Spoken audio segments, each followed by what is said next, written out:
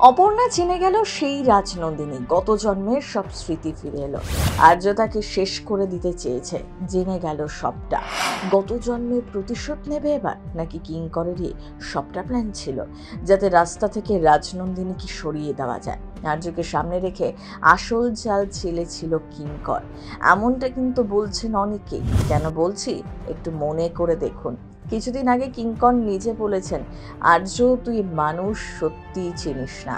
আর্য হয়তো সত্যি একজনকে চিনতে এখনো পারেনি, সে আর কেউ নয়, কিঙ্কর। কিন্তু আর্যর সাথে এত বড় শত্রুতা কেন করেছিল সে? সব জেনে আর্যকে বিয়ে করবে অপর্ণা? কিছুদিন আগে আর্যকে কিঙ্কর বলেছে, আর্য তুই কিন্তু সত্যি মানুষ চিনিস না, আর সেটা আড়ালে বলেছে।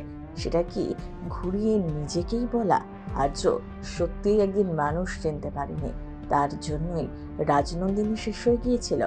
এবার রাজনন্দিনীর এক ঝলক দেখা গেল সম্প্রতি। অপর্ণা পুরনো ফাইল ঘাঁটতে ঘাঁটতে দেখে রাজনন্দিনীর শাড়ির ফাইলে রাজনন্দিনী সিংহ রায় সাইন করা। সেখানেই তার গত জন্মের স্মৃতি ফিরে আসতে থাকে।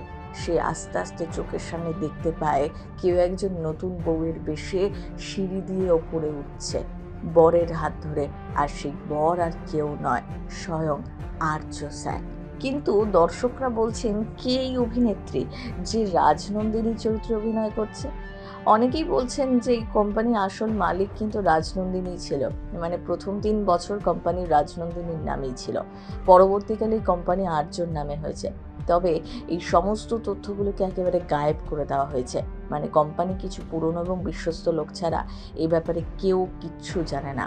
আর যারা জানে তাদের মনে এমন কিছু ভয় আছে যার জন্য তারা এই বিষয়ে আলোচনা করতেও ভয় পায়। আর দ্বিতীয় এবং সবথেকে গুরুত্বপূর্ণ, রাজনন্দিনীর প্রথম ঝলক দেখা গেল, যদিও পুরো মুখটা আমরা দেখতে পাইনি, ওই 2 চোখ দুটো দেখা গিয়েছে। অনেকেই অভিনেত্রীকে চিনতে পারবে, কিন্তু দুঃখের বিষয় হচ্ছে অনেকে চিনতে পারেনি, তাই এই প্রশ্নটা করা। আর্যর মুখে ভালোবাসার কথা শুনে বলে অপেক্ষা করতে থাকে অপর্ণা। একটু একটু করে অপুকে ভালোবেসে ফেলে আর্য, কিন্তু তার ভয় হয়, কারণ অপু সবে বড় হচ্ছে আর তার বার্ধক্য আসছে। কিভাবে অপুকে নিয়ে সংসার করবে সে? ভালোবাসায় যে দায়িত্ব নিতে হয়, কিভাবে পারবে সবটা সামাল দিতে? এই প্রশ্ন মাথায় ঘোরে তার, তাই সাহস করে অপুকে ভালোবাসার কথা আর বলে না। জি বাংলা পর্দায় শুরু হয়েছে চিরদিনই তুমি যে আমার। বহুদিন পর এই মেগার হাত ধরে ছোট পর্দায় ফিরেছেন জিতু কমল এবং দিতিপ্রিয়া। অল্প দিনেই নজর কেড়েছে এই মেগা। চিরদিনই তুমি যে আমার নাটকের আসল আর্য, নাটকের ভিলেন, সে তার স্ত্রী রাজনন্দিনী শেষ হয়ে যাওয়ার কারণ। সম্পত্তির উত্তরাধিকার পাওয়ার জন্য অপর্ণাকে নাকি বিয়ে করবে। অপর্ণা পরবর্তীতে রাজনন্দিনীর হয়ে প্রতিশোধ নেবে। শেষে আর্য নিজের অন্যায়ের জন্য শেষ হয়ে যাবে। এটি মারাঠি সিরিয়ালের নাকি রিমেক। তবে মারাঠির যে সিরিয়াল তার সাথে কিছু মিল আছে।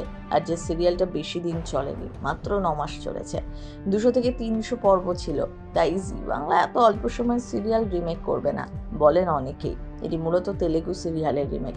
সেটা ভিলেন থাকে না, আর যেটা 4 বছর চলেছে, হিট ছিল।